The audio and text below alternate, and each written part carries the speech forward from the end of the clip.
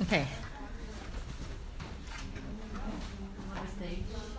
I do? Yes. Okay, so you're live. Nice. Can you see if you're live? Yes. Good afternoon, folks. How's everybody feeling? Yeah, it is warm in here. Strange. This weather is killing me. Sorry, I have a bit of a cold myself. I'm just getting over. Professor is running a touch late. We're running a video or so, or several. Yeah, 2 videos. Okay, so we got 2 videos we're going to run, and then we'll discuss them when he gets in here. And we'll tender questions and figure out what else is going on. So we're just going to run this for the moment. And the first one is Theaster Gates, ethical development. And the second one is about do-it-yourself urban development. So we are going to start with Theaster Gates. It's the one. Sorry, yeah, I have windows. So. No? It's a minute. No. Yeah. That Do you one. have the sound all the way up? Oh, right. Okay. It's so. Today, my friends and I are going to be talking about this idea that we've been tossing around called ethical redevelopment. We thought it would be really important to first kind of try to define what we mean by ethical redevelopment, like in broad strokes, It's good. The front and ones are out. then share with you why I think this matters. Part of my job is to kind of talk about maybe some of the assumptions that we've made that make our points about ethical redevelopment kind of urgent. One of the things that I've learned over time is that people who have the capacity to help shape change are often not the people who live in the neighborhoods that need it. That sometimes that's racial, sometimes that's cultural, sometimes it's economic history, but most of the work that we want to do is happening in cities and parts of cities that have been devastated. We want to think about that often change makers are from places different from the places that they're working at. A second assumption that is reasonable to make is that if there was not money on the table, we would possibly not be doing the work where we want to do the work. And so what's the role that economics play in our actioning and engagement? And then how can we be more thoughtful stewards of those resources that are in these places in order to help make things change? And who should be the other beneficiaries of these resources as change is happening? Another kind of assumption about our cities as they change is that we know that in order to make change happen, one has to have a certain set of skills, a professional network, a deep passion, and all those things are reasonable and wonderful and given. For us, the question of how do you connect your passion and skills and interests in networks to other pre-existing networks and skills. Ethical redevelopment has to be willing to take on the issues of systematic racism and the complicatedness of being in a place, not just being in a place and not being from there, but being in a place where you're positioned to win when everybody else is positioned to fail. The last assumption that I'll make, it maybe has to do with the other side of ethical redevelopment, which is that when this work is done right, amazing things happen. And that it may require a little bit more time at the drawing board, a little bit more head scratching to be inclusive and caring.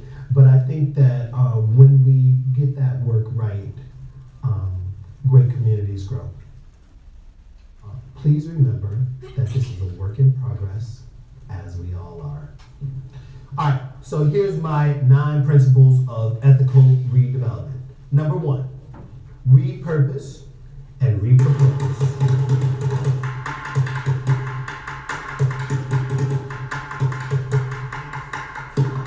Take stock of what's around you. Use what you have. Use what is available at any time. If a thing is discarded and it has no value to its original owner, receive it. Force yourself to have deep engagements with things around you. Make resources work for you in new and unintended ways.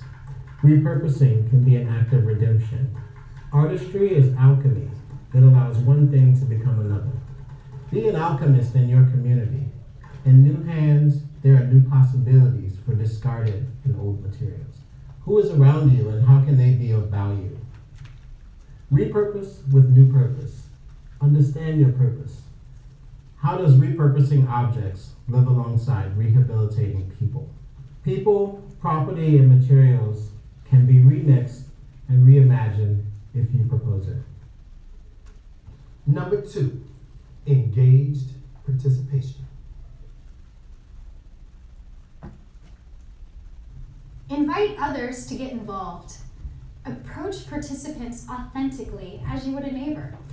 Work with the people who believe in the place. That means locals embedded by proximity and those connected by a desire to contribute. Provide multiple access points. Transparently negotiate your vision for a place with the ideas that attract people to the work. When your work is mission-driven, involve those who are committed to that mission. Engage for as long as it makes sense to engage. The value of the relationship is in the intimacy, not the duration. Participation drives transformation of a place. Participation also generates transformation of those involved. Number 3, pedagogical moments.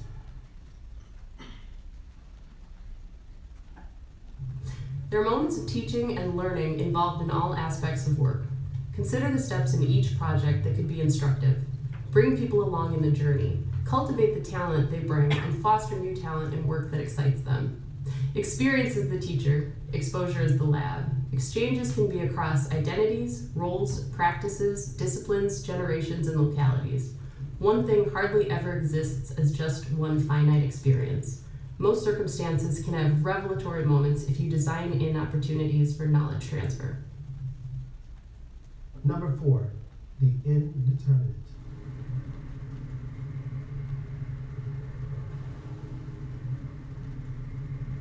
Suspend knowing.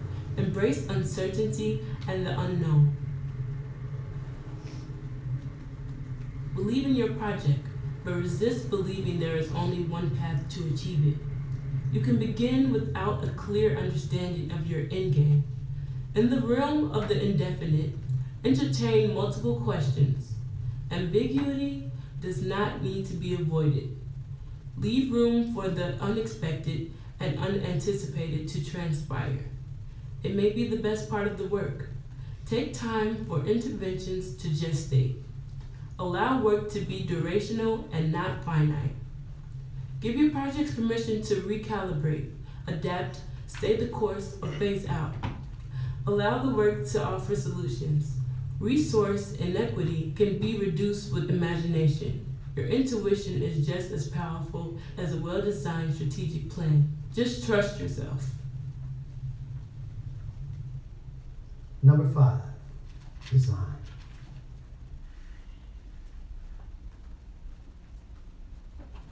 Design ignites and gets people reinvested in a place. Demands to a place become poetic demands. Then, the political demands that are necessary to wake up our cities also become very poetic. Beauty is a basic right. It has magnetism. It defines character. It promotes respect. An aesthetically pleasing built environment is a compelling element that makes people want to experience a place. Design can enhance the desirability of a neglected site, corridor, or block while illustrating the reverence and care of a neighborhood and its residents. Aesthetics may speak loudly or whisper, but either way, they draw people in. It provides value, respect, importance, and regard for the character of a community. Demonstrating the beauty in what others disregard or diminish creates a powerful contradiction. Design informs the spirit and the use of a place.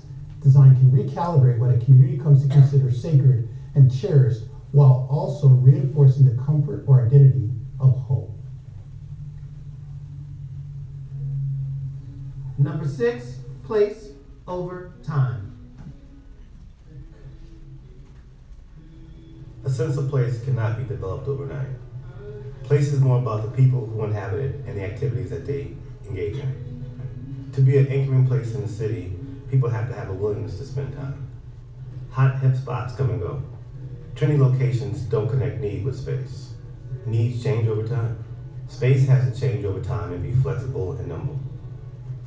Work in place is about years of activity and organic relationships. When it works, people visit and return. People return when offerings are authentic to the spirit of the place. People respond when you are intentional. People respond when you are conscious of what's important to them. People know that these are places that they can go for cultural and spiritual sustenance. Visitors over time can shift from users to active participants. They can become invested in the sustainability of a place. They can contribute to the quality of the experience. Number 7, staff, leverage, and access.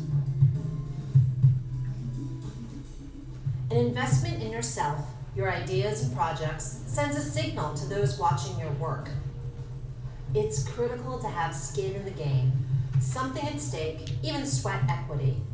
Whether an intervention is a single project, location, or gesture, it has impact and reverberation. Early small success can enable the next project. Leverage the attention brought to the work to amplify it. Let the work attract more believers.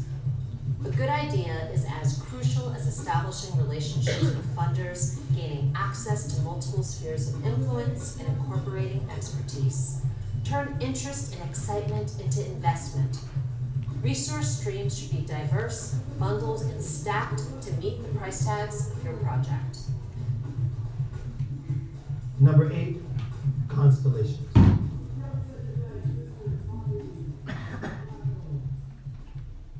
Charismatic leaders are ineffective without teams. Both are strengthened by the presence of the other. Complementary skills and practices advance work. Collaboration allows for some of the best work to emerge from a process. Teams benefit from careful curation and exchanges across speciality. Projects need visionaries, believers, implementers, collaborators, and evaluators.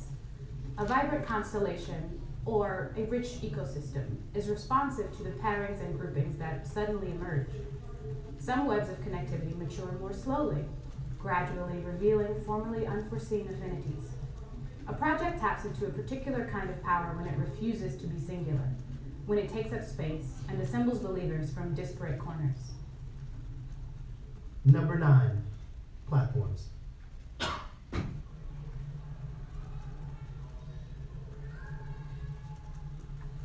Culture can act as an arbiter.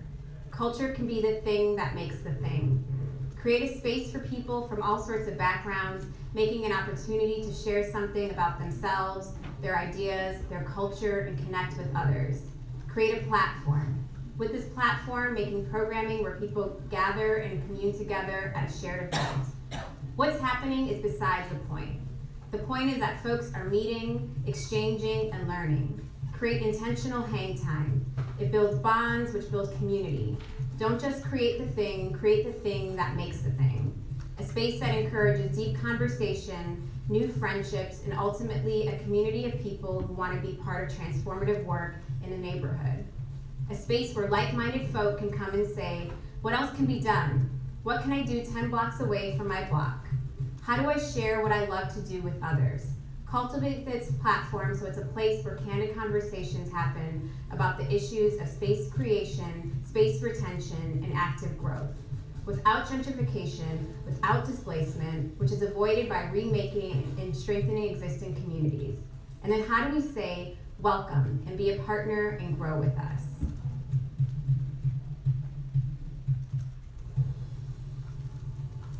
So these 9 ideas that are really just a first attempt at codifying things that you already know. You should be a really good person. You should try to spread the love. You should share the cash, and you should share your time. That if you're all one kind of organization, maybe you should mix it up a little bit.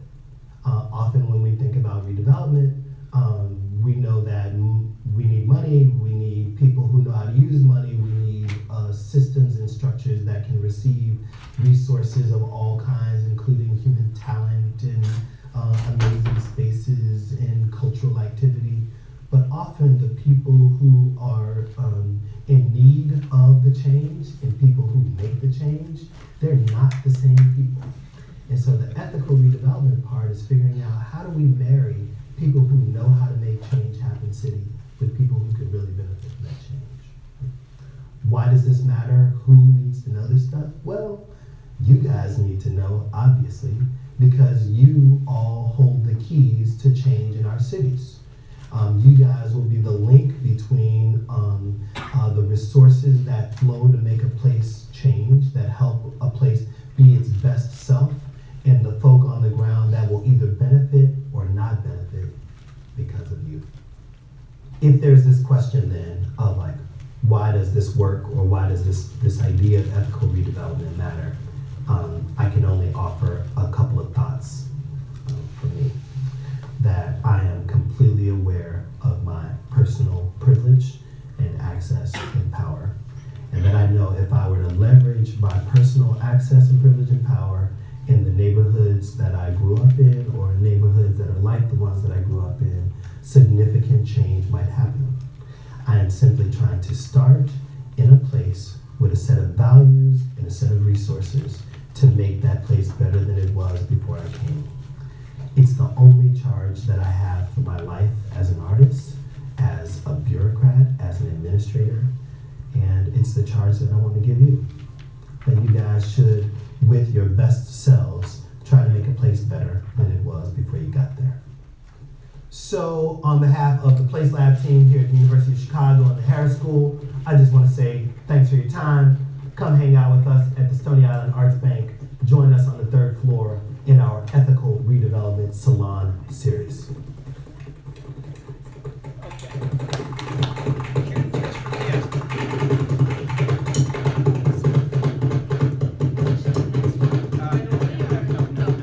Not immediately, but in a minute or two. Okay, Thank you.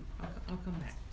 Sorry I'm a minute too late getting test the hospital and so forth, but you get some specifics. That is, this week, this session especially, we're moving down to concrete specifics and examples. That is, you've gotten in the first half of the course up to the exam some of the more general background, some of the bigger, broader debates, the links with broader social theories, Marxism, Max Weber, capitalism, and so forth. We're now trying to get down to some specifics. So what are some concrete examples of how arts and culture may create places, and how does the cultural value added potentially shift any of that in ways that we can begin to capture or get some hypotheses as analysts, but simultaneously as doers. So Theaster, when he presented today, as you heard him, his principles of ethical redevelopment, where did those come from? Did he have those before he was doing his stuff? No. He was doing his stuff. He was out there living in a house, a low-income neighborhood nearby, south side of Chicago. He bought another. He was a poor. That is, 15 years ago, he was an unknown poor artist from the west side of Chicago. He got a couple of master's degrees, but no PhD. He was basically working as a sculptor, and he had a couple of part-time casual jobs, and he'd done that for maybe 15 or 20 years. He then moved to this area. He didn't have any money to buy a house, but houses at that point were very cheap after the mortgage problem situation. So he borrowed some money from his mother, his sisters, and so forth. Got maybe a little bit from somewhere else, and he bought. He couldn't go to a bank. No bank would give him a loan, and he got a little house.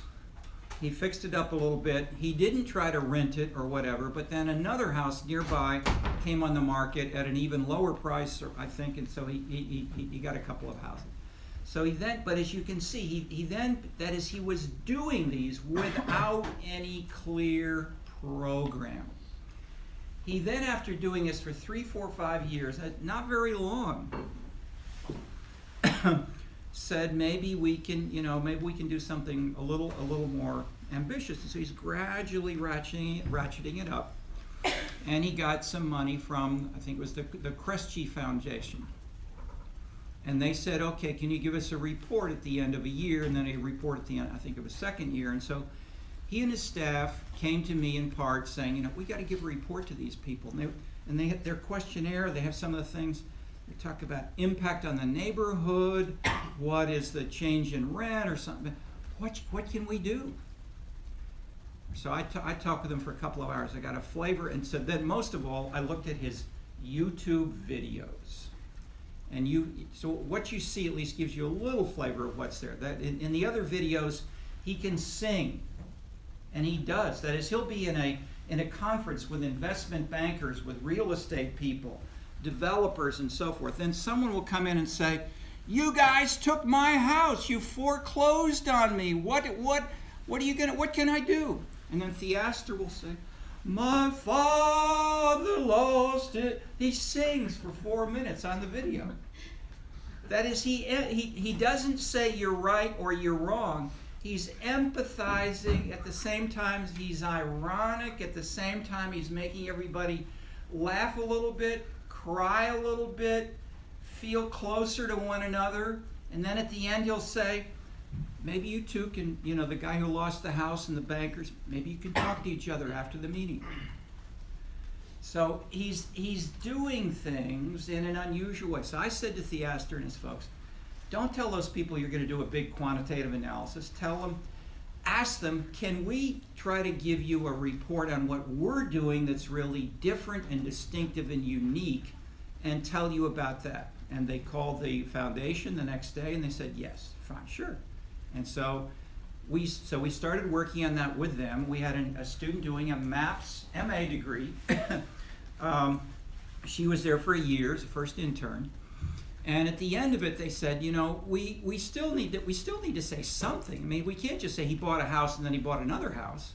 We got to have some principles or something like that. So we were at the same time working with what you all know about, 15 scenes dimensions. And the MAP students said, well, you know, maybe what you're doing will fit with a little bit of localism, a little bit of neighborliness, a little bit of this. I said, yeah, that's what we're doing.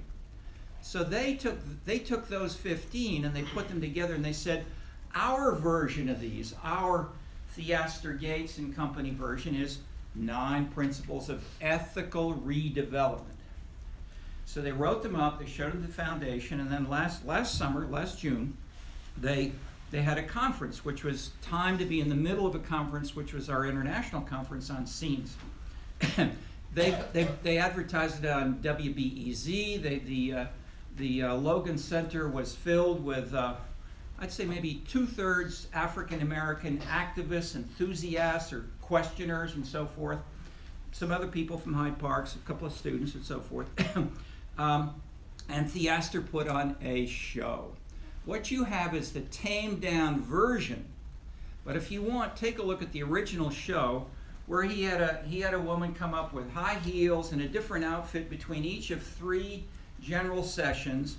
Then there were 9 muses, people who were poets, singers, who would come on stage and present each of the 9 principles of ethical redevelopment with song, with poetry, with this, and with a theatricality, as we say in Scenescapes, that you don't normally see at the University of Chicago or in real estate analyses or in foundation evaluation reports.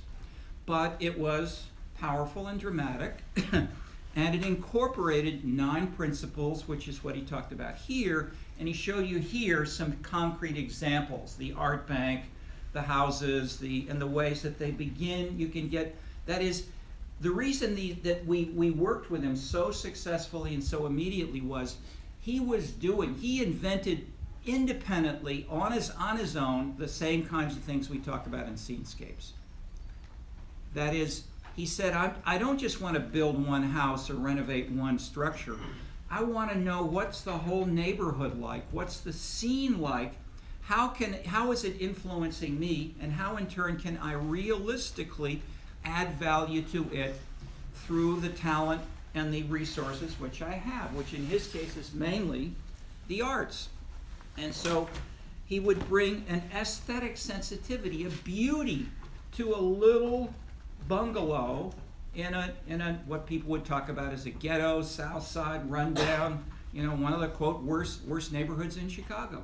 He lived there himself each day. So he'd talk to the folks, he'd tease them and so forth, and and over time is he having maybe more impact on the neighborhood? That's a big question.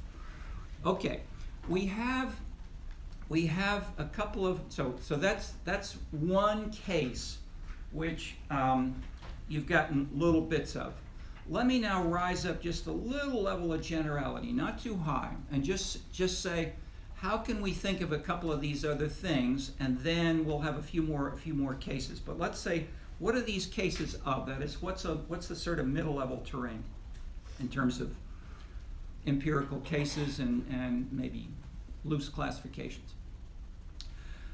I've been working with Dan Silver and a former student from here, a guy who has a master's degree from here, James Murdoch, worked with us for a couple of years after he finished his master's degree, and we're consulting with the National Endowment for the Arts, the NEA. It's the American watered-down version of what in France or China they call the Ministry of Culture. It's the lead federal agency which tries to be focused on assisting culture and its impact in society. Its largest program is called Our Town. Any artistic group can partner with, that is often a nonprofit, can partner with a government agency, and if the two of them simply agree to do some project involving the arts, they can apply to the NEA, and then they got 10,000, 15,000, I mean, not a lot, but a little bit of money. That then, they've made about 300, 400 of these awards over the years. You can take a look on the website of the NEA and see some examples of them. We've got reports from these 300 or so Our Town projects, and we are reviewing them, we're comparing them, we're assessing them, we're talking to the people, and we're developing a framework for classifying and analyzing them. So in a sense, as if imagine you have 350 local artists, they send in their reports, they're not comparable, they're not fancy scientific stuff, but some are more, some are less, but they're interesting data. They give you at least a flavor of the richness and diversity as illustrated by what Theaster is doing here. Let's at least briefly imagine a couple of ways that we can have these things taking shape. That is, what are their decision-making processes? What you see with Theaster, in the way he presented himself, at the end of that session, which is not here, it's not in this version of the video. The end of it had 3 parts. The first part was presentations by the nine muses. The second part was think tank discussion by African American policymakers and faculty at the university, sort of asking bigger questions in this area. The part 3 was Q&A by everyone in the audience. Discussion. Okay, the discussion started with very narrow things, but as it went on, at the end of the discussion, one guy put up his hand and said, I don't think you can change anything in these neighborhoods until you abolish capitalism. And so then someone else said, yeah, I'd say the same thing. You got to abolish capitalism before any of this is going to make any difference.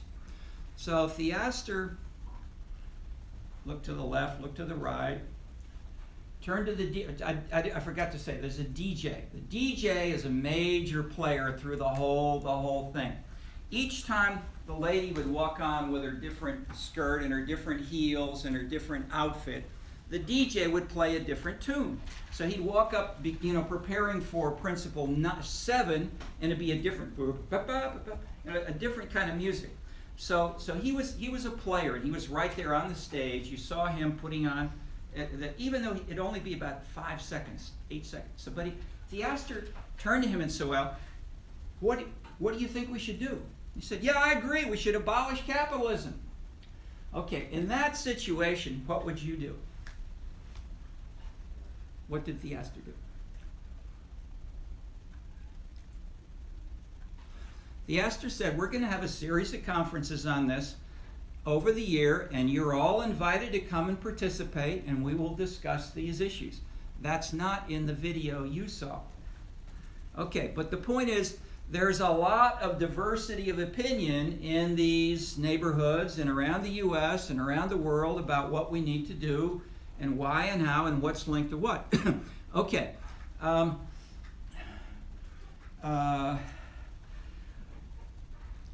Is the difference being made by Theaster? Is it being made by the foundation and that grant? Or how much is it related to the bigger rules of capitalism? That's an open question. Second kind of option.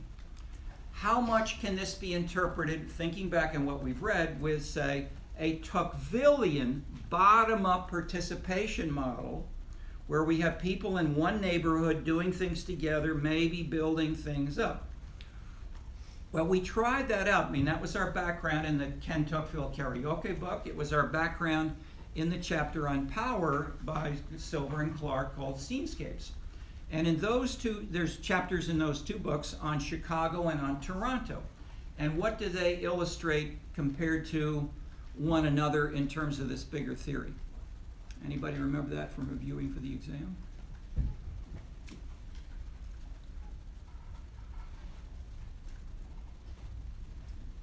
What's the difference between Chicago and Toronto in terms of top-down or bottom-up, in terms of things in general and arts and cultural policy in particular? Yes? There's more top-down policy in Chicago than in Toronto. Exactly. The mayor, the top civic leaders, lead people in banks and corporations, were, at least in the big projects, like Millennium Park, they were the key players. By contrast, and I wouldn't generalize necessarily, but at least in some big cases, that was pretty clear.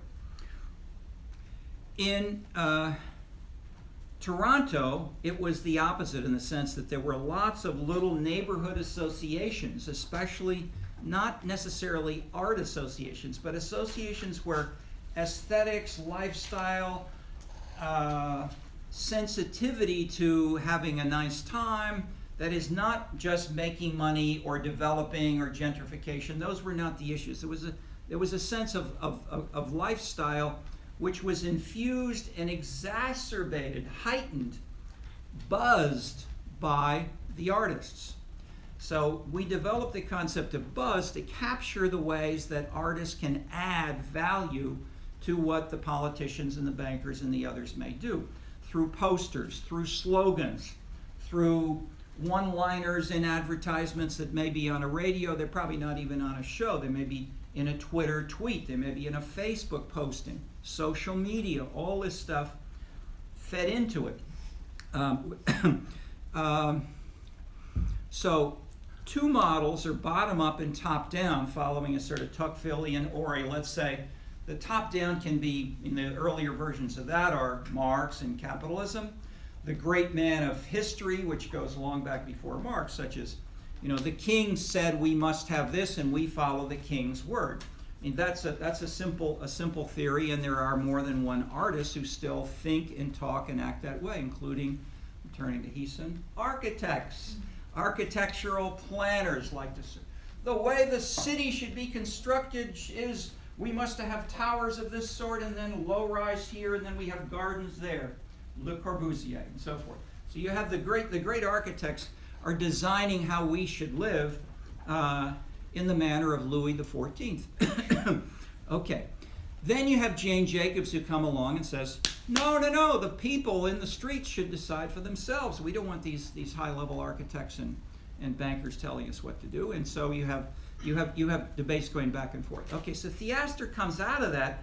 He's got elements of both. That is, he's got the bottom-up in the Black Power, the references to the music and art, which is in part infused with an African American flavor, not crudely. I mean, in this broadly Americana. So he's got white fences that may come from rural farms in Illinois, whatever. He's got leftover bowling alley wood, which he then puts on the wall and creates a recycled conception of something else in ways that make original. And one concept which I suggested to him and his staff he was using is the concept of CAMP, camp or campy, which Susan Sontag, a literate, she was the film critic for the New York Times for a number of years, University of Chicago undergraduate, so campy means ironic with a sort of humorous, teasing twist, such as wearing a mini skirt with cowboy boots. Combinations like that, which are not supposed to normally be there, but we now do this all the time. You see combinations that aren't supposed to be there that add a sense of irony, which is different from the 50s. Okay, so he does that all the time in ways that blend, that is, he sidesteps the personal confrontation, the ideological challenge. He is not Martin Luther King. He's not Elijah Muhammad. He's teasing with the DJ. And he's using the DJ, that is, in that sense, he's turning to the DJ sort of saying, the artist or the person who brings us music should have some wisdom for us. But he doesn't come down on any particular side, and he's looking for the process to go on. Okay. And as you can imagine, in other sessions more than once, he has been attacked. He's been criticized from every side. Okay. As is true of anybody who's successful or seems to be successful at stuff like this. All right. So a bigger question is, what are some examples of these initiatives? How can we evaluate them, either with a video or looking at a series of videos, or what other shreds of evidence? And this is the question we're facing right now with the National Endowment for the Arts. We got these hundreds of reports. We got nationwide data. We can use all the kinds of data we've used in the Scenescapes book and Kentuckville Karaoke, the stuff that you saw that Christina is using, that Heeson has used. That is, we can do multiple regressions and that kind of thing. But where and how to join them? Okay, let me ask if maybe if you've got in your machine, could you go to the channel where we have our YouTube, where you put these, and can you find the one which says, I think, Midwest Political Science Association 3 presentations? Mm-hmm. Okay. And the first presentation, if you're, I think it'll come right up. First presentation is by Yasmin Arakan. She was a MAP student here last year. She did an MA thesis. No. That's, I don't get my glasses on. There's one other at the MPSA. If it's on our channel. Yeah, no, there she is right there. This one. Yeah, that's it.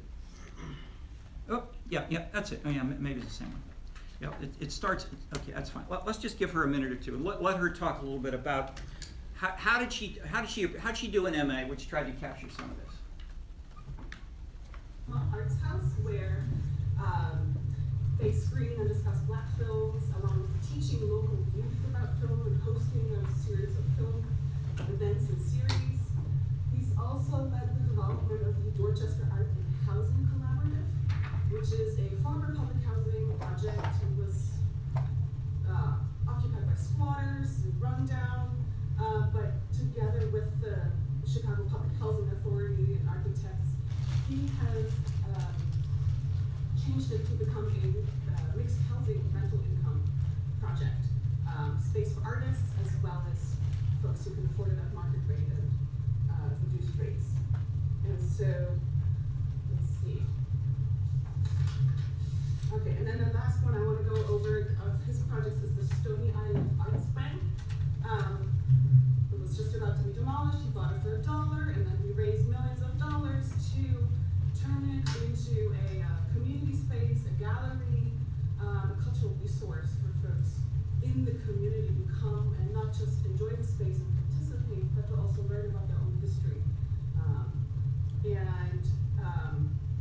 So his goal isn't to replace the role of government agencies in developing neighborhoods. He doesn't see himself as a full-time developer, and he doesn't claim to be fantastic at affordable housing building. But what he does do is add another kind of value to development work, where he uses an artist's perspective to make more nuanced considerations of race, class, gender, ethnicity.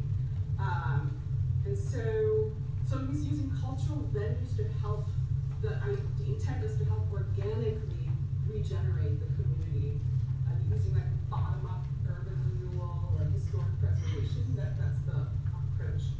And so let's say he succeeds on the south side. He does this work, it's transformed. Is it generalizable? Where else could he go? Where might this approach work better than other neighborhoods? What might be the specifics that can tell us answers to these questions, and what might be the implications for practice and policy?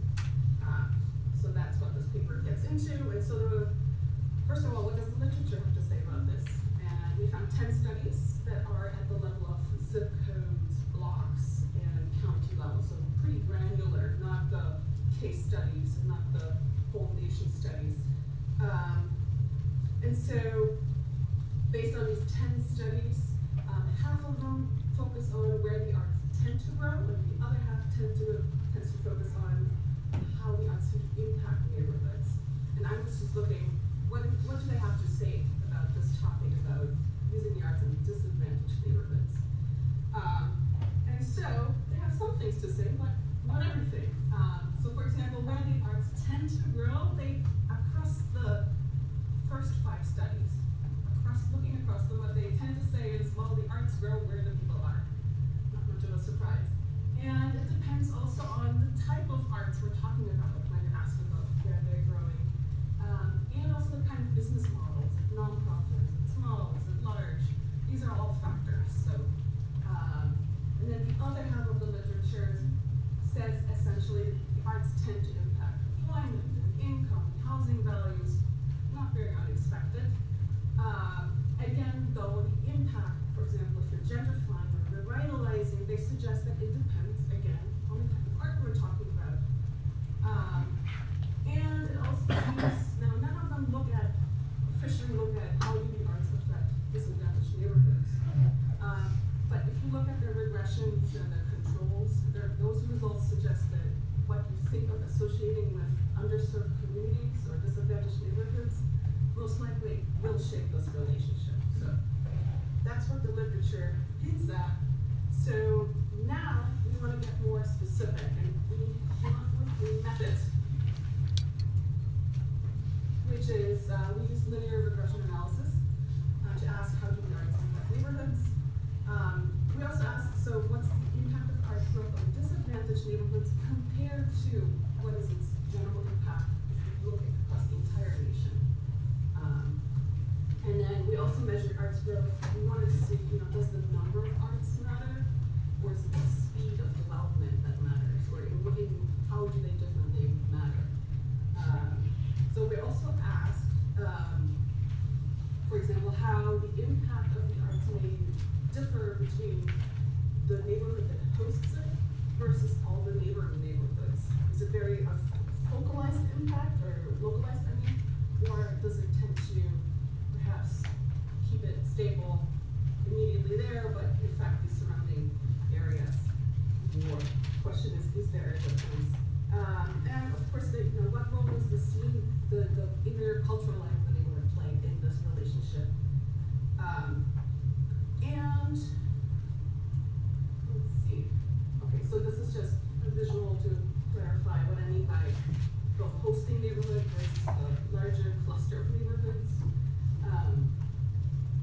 And when we say the kind of arts, we compare 2 kinds, like a narrowly defined arts definition, which is more the left half of the slide, which is the more conservative, not conservative as in closed down, but dance companies, art galleries, orchestras, that kind of a more classic definition of the arts. And then the other comparison point was a more broadly, widely defined arts, which is the left and the right half. So that includes graphic artists, designs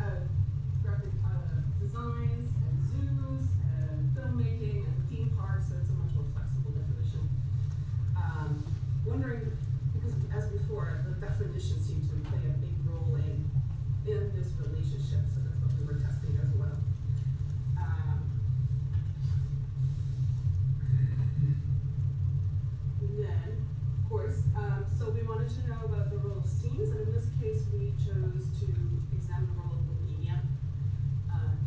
influencing this relationship. And this map, this does not mean we live in deep bohemia, but it's just trying to show that some neighborhoods are more bohemian than others. Give an example of Chicago, for example. So we are located right now where the star is, and the dots down here, you can see that that's where the Theaster Gates projects are located on the south side. So you can see they happen to be in a possibly more bohemian neighborhood in the first place.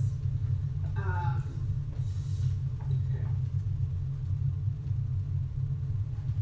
Oh, sorry.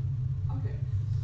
I mentioned that we're interested in disadvantaged. How do we know which neighborhoods are disadvantaged, or what does that even mean? So what we wanted to know is which neighborhoods are most like and least like the ones where Theaster works.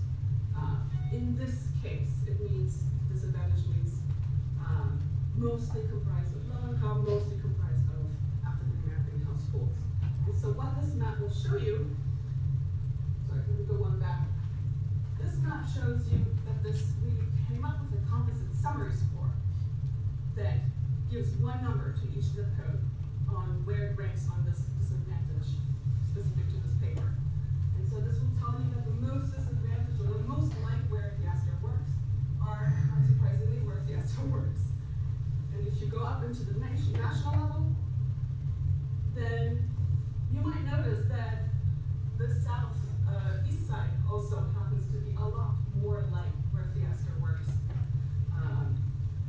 than elsewhere. So this tells me that the disadvantage score we have is reasonable. It matches up with reality. So I'm not going to go into all these details, but the point of the results is there are patterns across the arts definitions, across bohemian and not bohemian neighborhoods. All the juicy details are in the paper. But just briefly, what I wanted to say is, for example, we find that the number of arts establishments consistently, significantly, and positively predict or seem to impact neighborhoods, regardless of type of art. But, for example, the speed of arts is not always a significant predictor. It matters more in the least disadvantaged neighborhoods, for example. So there are larger patterns, and then there are these qualifications, depending on the level of disadvantage, depending on Okay. Let me stop it. arts. So we can go there. The quick bottom line of finding is what she mentioned. Is there a way could we and let's do just a little bit of This one? Yes, of that, not quite yet, but let me talk for just a minute, and then we'll go to that. What she's taught, any questions on Theaster and the way she's summarizing a way of trying to make sense of this? That is, the first way that I said to talk to the foundation is, don't try to do this at all. It's too early, whatever. Give them a qualitative, rich, artistic summary of what Theaster is doing as an artist, and they did that, and they loved it. However, the woman who was the director of that program, who was also a very smart person who's done this stuff, and she's been around in other foundations. She was the executive director for several years of a group in Chicago that joined cities across the country, where they evaluate. That is, she chaired the session when Theaster a year ago was appointed the director of cultural policy at the Harris School. So his presentation about the Harris School was based in part on that. Okay. At that session, which was held inside his art bank, she chaired the discussion. The people in the discussion with the key policy discussants were the dean of the Harris School, who's now the provost of the university, Daniel Diermeyer, and the woman who was at least the director of what's it called, the Department of Cultural Affairs in the city of Chicago. Okay, dean, foundation, city Chicago cultural policy folks. They all said to Theaster, how can we, the same question which you heard elsewhere, how can we leverage up? How can you take these findings and generalize them? That's what Yasmin, who's presenting the paper, the next round, which is what she's answering, is can you generalize from these little neighborhoods? And so she's trying, and her bottom line is yes. That so we have 72 measures of arts, different kinds of arts activities, from video to this or that, but there are different patterns, there are different combinations, there are different ways that this works. But the point is, this is not just income, this is not just race. In addition, or in conjunction with income and race, these may shift their patterns a little bit. That is, the kind of music that you play in Bronzeville or in South Shore may be different from what you hear in Winnetka, but it's still music, and music can make a difference. Music can add the buzz, and so the ways that the artistic value added, the buzz and so forth, is something which seems to be more generally important, but we're in the process of analyzing through. There were 5 papers, this is one. There were 3 MAs that were completed last year in the MAPS program. She did one. There was another one. There were 2 Chinese women who did other MAs. One went to every session that was put on by Theaster's program. She went to yoga sessions. She went to black cinema sessions and discussions about black cinema. She went to all kinds of things like that. The third one was a sort of combination of how does Bohemia and Bobo, how does that work in Chicago and in China, and how can we compare these things more generally? So she went back and forth between Chicago neighborhood, U.S., and then a Chinese sort of comparison with some of these bigger themes. Okay, so the point is, as we learn, as he learns, within every 3 months we ask more sophisticated questions, and we're making some progress. Okay, there were 10 studies that she mentioned that have been done on this. I think about 7 of the 10 were either done by former students here or faculty, co-authors with people who've been working with these kinds of things. That is, there are a small number of people, and you are now part of it. You're seeing the inside workings with people doing cutting edge work, sitting right here with Christina, with Hisun, Yasmin, and so forth. Okay, another guy who was teaching assistant in an earlier version of this course has recently finished a PhD. He's now director of a program on related issues at NYU, and he's going to California to the LA area. But he's in New York. He's been doing this for a couple of years, and his PhD has now just been published, and he's got a video which gives us a little flavor. He came to class and he talked about just this kind of thing about a year ago when he was in Chicago. So he's not here, but he'll give you a talk. Hi, I'm Gordon Douglas from the University of Chicago, author of a new study called Do-It-Yourself Urban Design, the social practice of informal improvement through unauthorized alteration, published in City and Community. I'm standing on Hoyt Street in Brooklyn's Boerum Hill neighborhood. The homemade sign behind me is a perfect example of the sort of entirely unauthorized and yet explicitly functional and civic-minded interventions that I call DIY urban design.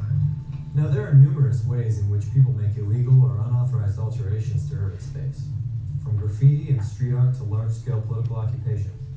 And my research actually started out looking at many of these. But I began to feel that the emphasis on vandalism and disorder on the one hand, or radical critical resistance on the other, was missing out on something else. The efforts of those who see something in need of improving in their communities and choose to do it themselves without asking permission. I wanted to know what motivates these people to effectively do urban planning and design work themselves. Who has the resources and the privilege to do this? And in what context do these efforts appear to be happening? I talked with dozens of do-it-yourself or DIY urban designers in cities in the US, Canada, and beyond. Story of Spin River Bridge was a collaboration with Poster Child, who's a street artist from Toronto, in which we built a 7-foot footbridge to solve a problem where there's a leaky pipe from an Amtrak bridge, and it was flooding a sidewalk for over 2 decades. So we built a footbridge to span this leak that sometimes can cover 100 square feet of sidewalk. For example, in the East Hollywood neighborhood, there's a tunnel that goes under the 101 for pedestrians. And this tunnel is also a great shortcut for cyclists. But there are parked cars and there's no curb cut. So we would watch people get off their bikes and have to navigate through these parked cars. So what we did is we just spray painted outside the tunnel red. And then we got some cement and some broken cinder blocks and we cemented a little ramp so that older people and kids who couldn't hop the curb could just ride off the curb. It would have taken a vast amount of time and money for us to get the city to make those changes. You know, we're saving the city money and time by just doing it ourselves. Or take Matt Tomasula, a Raleigh, North Carolina resident who wanted his city to be more welcoming and pedestrian friendly for the people who live there, but was frustrated by officials and other powerful interests focused on large development schemes rather than everyday citizens. I researched how to go about getting permission to hang signs in Raleigh, and it was going to take 6 to 8 months to get permission and $1,200 worth of liability insurance. So I just decided to install cheap, light, and quick signs around the city depicting how many minutes by foot it was to different destinations. And it took about an hour overnight. In speaking to these do-it-yourselfers, I found widespread frustration with the bureaucracy of city planning processes.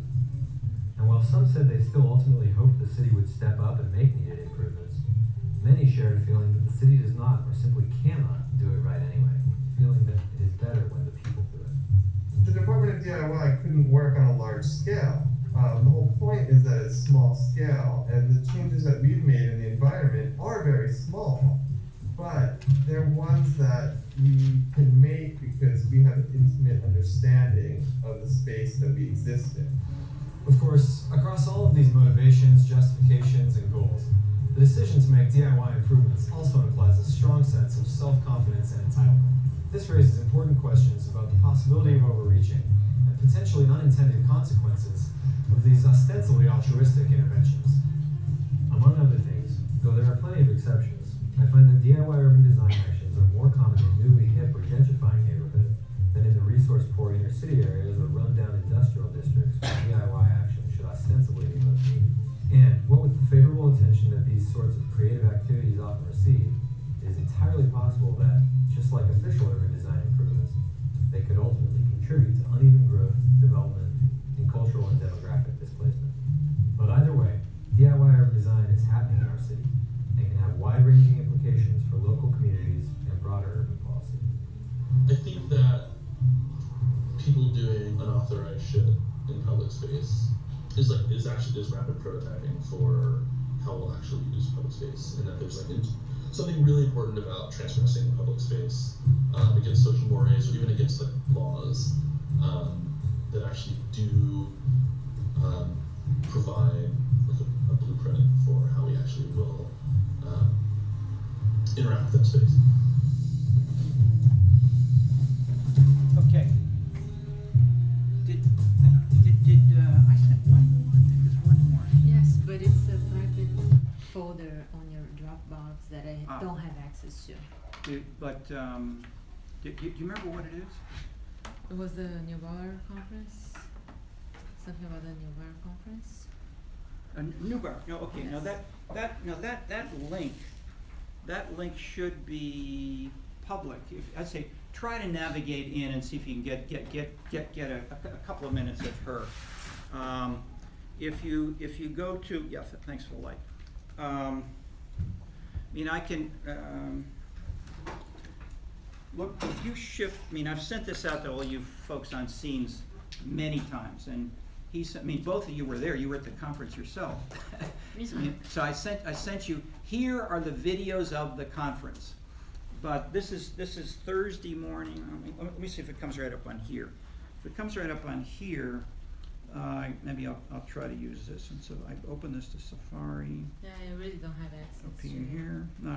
You do, but you need to go in a different way. So I pasted a bad link, I guess. But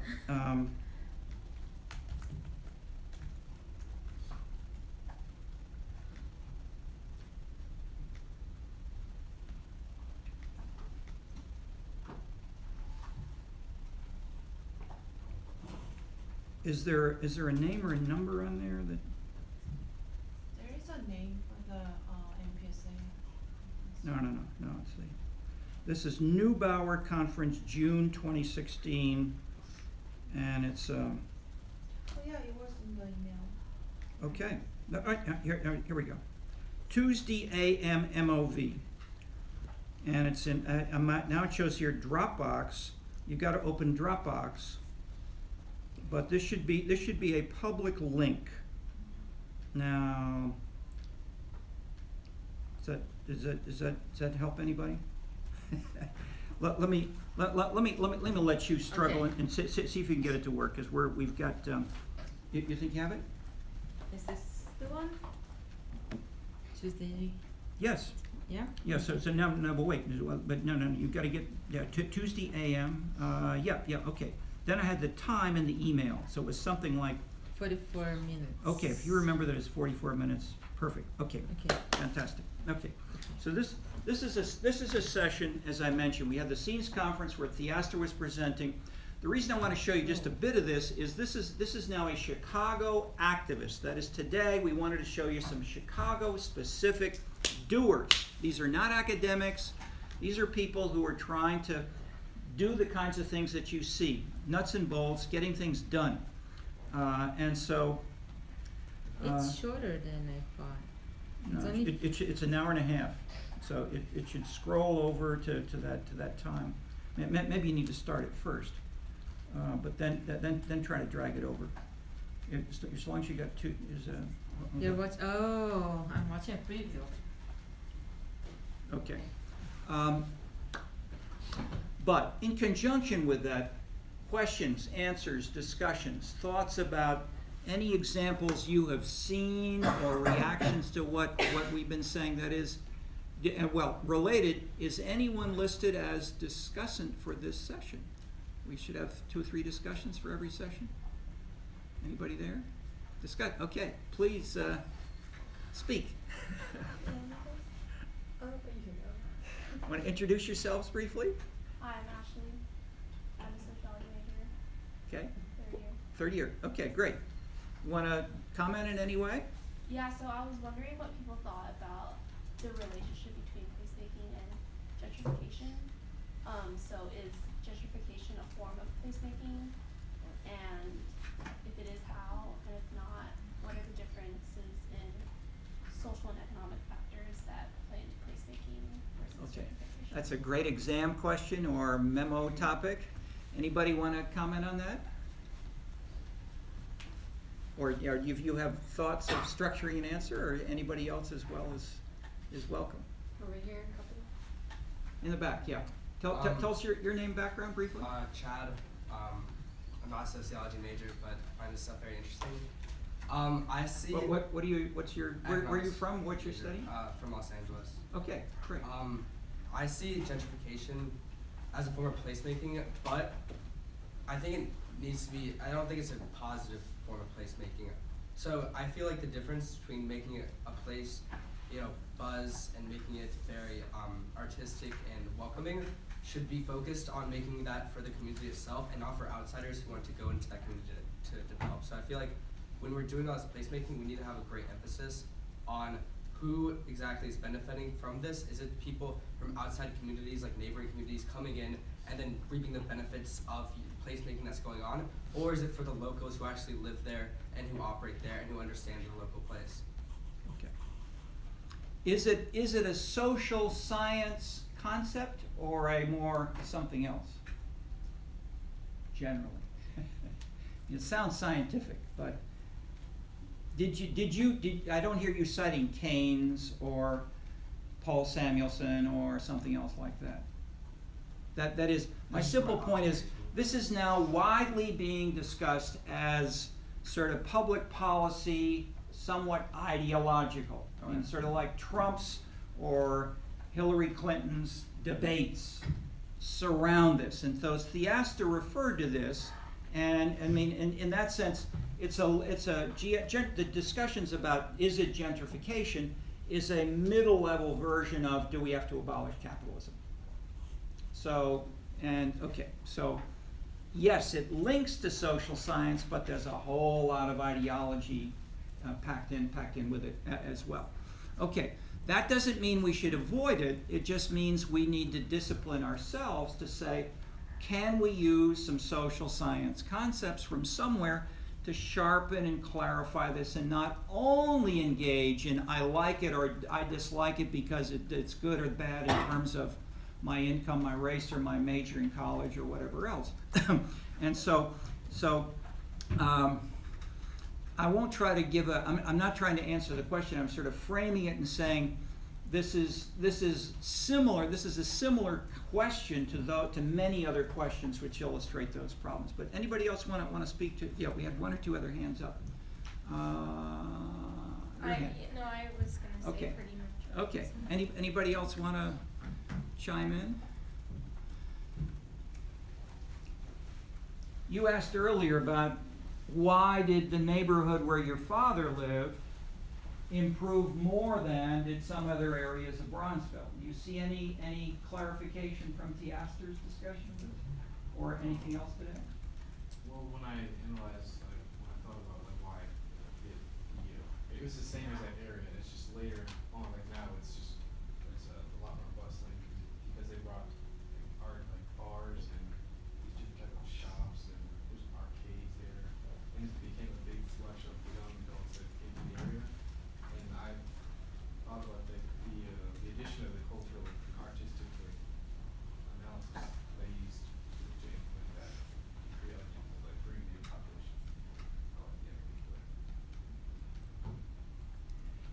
And that in a sense is what Yasmin is presenting, that across the US, if you add more art broadly defined to include even bars or art galleries, or what did she mention, videos or theme parks, these tend to lead to more people coming in. Now, is that gentrification? Because Theaster himself, as you heard him say, he does not want to gentrify. He wants to keep similar people there, at least roughly similar. He doesn't want to have white middle class people replacing the African Americans. He's living in an African American neighborhood. So he's not against whites, but he doesn't want to have Target and others and come in and try to transform it rapidly the way some people will say will improve or gentrify the neighborhood. So in that sense, these are subtle issues, but they're core in a place like Chicago, where we have roughly 40% African Americans, and we have the president of the Cook County Board is Toni Preckwinkle, who's African American herself, and she was the alderman in the North Hyde Park and then Bronzeville area. So she's a former student of mine as well. I've heard her talk about these issues many, many times for many years. So she'd come to class, students would say, "What's your position on X?" And what she would regularly answer was, "We will have a meeting at the Baptist Church in a week and a half, and based on the outcome of that discussion, we will try to go from there." So basically, I would say one quick answer to one way of answering the big hard question which you posed is this gentrification, is to say, is it good or bad in the minds of the participants? And that way of looking at it, which Toni is basically often using, is similar to what Theaster is doing, and is similar to what we do in the Scenescapes book. That is, we are not trying to say, look at the way that different perspectives may give us more insight. And that's one of the big bottom lines in the Scenescapes book, and which you see in the public policy discussions of it. Okay. You were a second discussant? I'm Camille. I'm a third-year sociology major. Yeah. Name a little clearly. Camille. Camille. Okay. So. Just last name for the record. Plunkett. Plun. K-E-T-T. K-E-T-T. Okay. There was a famous man named Plunkett who wrote about the rules of politics in cities, which you probably know. Okay. Maybe your grandfather. All right. Okay. Ms. Plunkett, please go ahead. So my first question was kind of going off of the question that she posed, which was, how can you create buzz without, because it seems to me like in all the examples that we've been talking about, like when you create buzz, it kind of is very much linked to gentrification. So like, how can we go in and create buzz? I'm saying the opposite with the Theaster Gates example. Yeah, Theaster Gates was the example that was against that, but like in the other two readings, it kind of seemed So like he would be the answer. No, but in the DIY urbanism, those people are not saying we want to change the neighborhood and bring in upper status people. Well, it didn't They're seem saying like there's a leaky pipe. Let's try to fix the leaky pipe.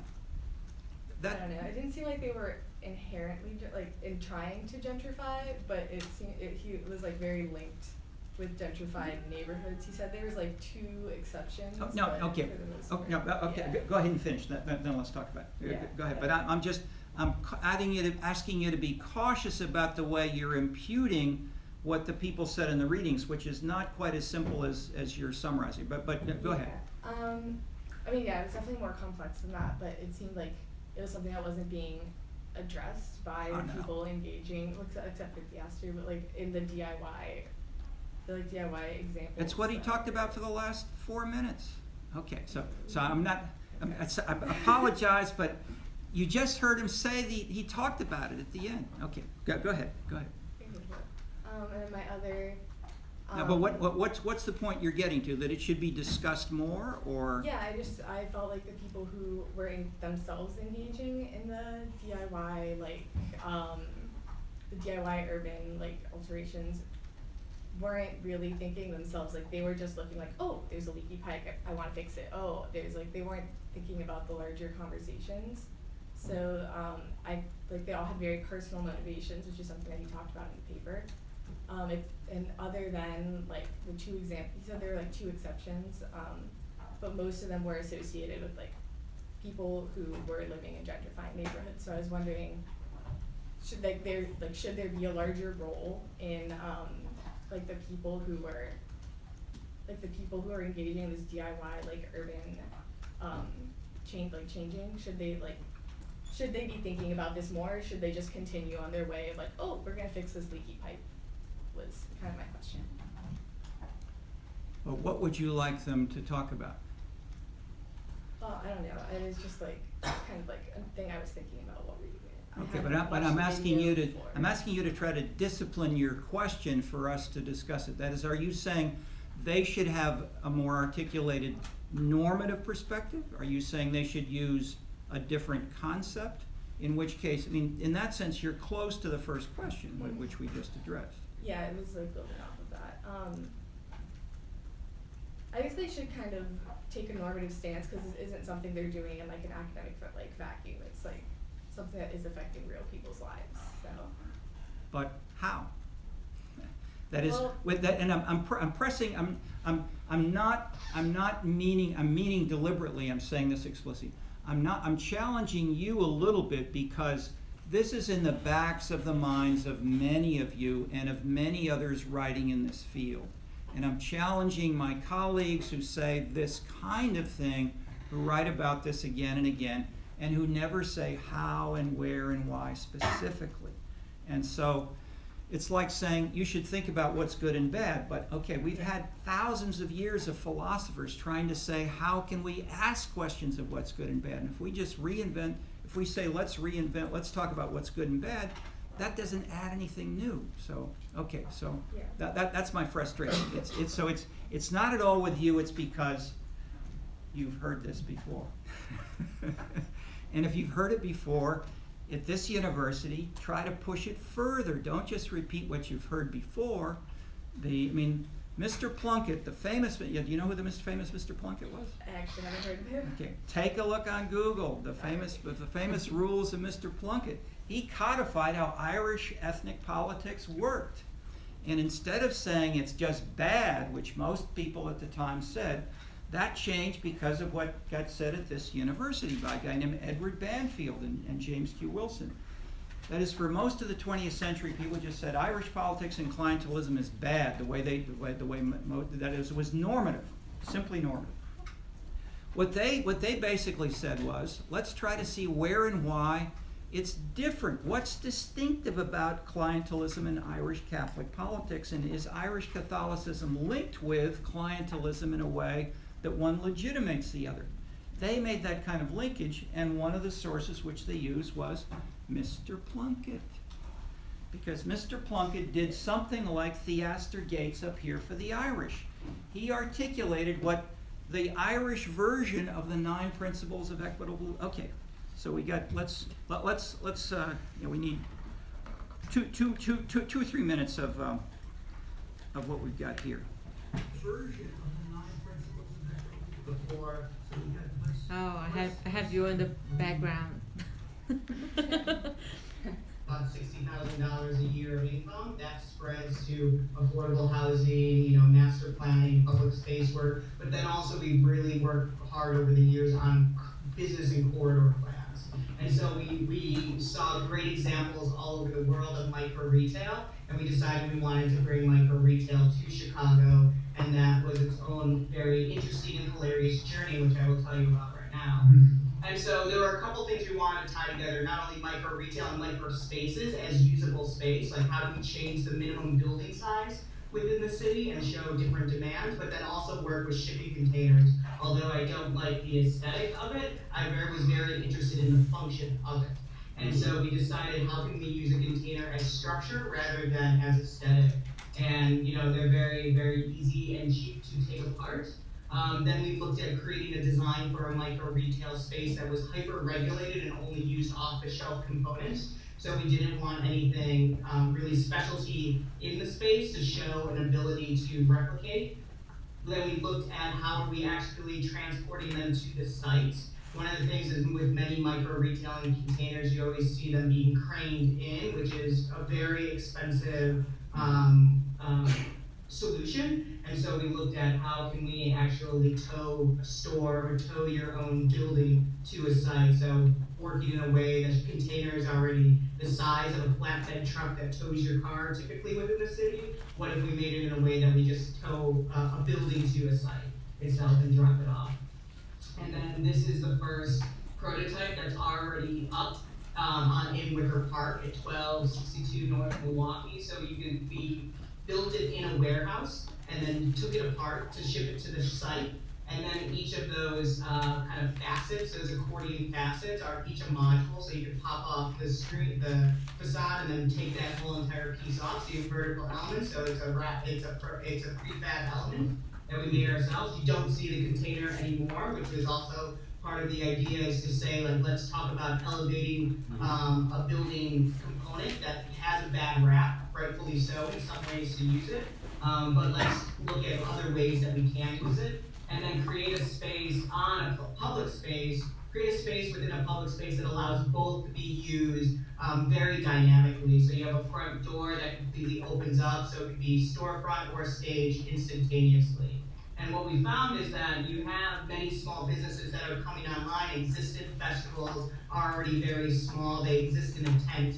A tent is a 10 by 10 tent is 100 square feet. But if you want to go into a 1,000 square foot storefront, just like the American dream, like you want to have your own store and your own space, you have to grow your business 10 times in scale. And that's not realistic. That's not realistic for many small businesses. And it's also difficult to do that. So when we look at that, it's like, well, if we're looking at a 10 times growth, and we know that's not realistic, we're going to continue to have vacant storefronts without solving the problem of making spaces for the businesses that actually do want to go in them.